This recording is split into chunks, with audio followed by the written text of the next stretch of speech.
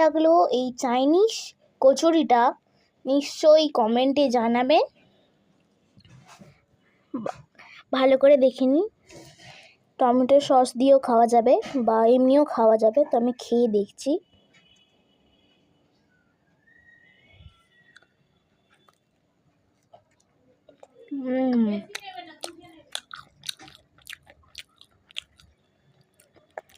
মানে আপনারা আওয়াজটা শুনতেই পাচ্ছেন, আরেকবার শুনুন।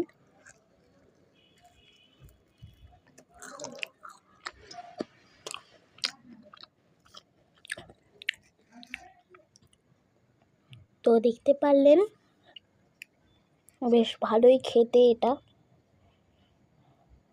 ভেতরে পুরটা দেখা যাচ্ছে।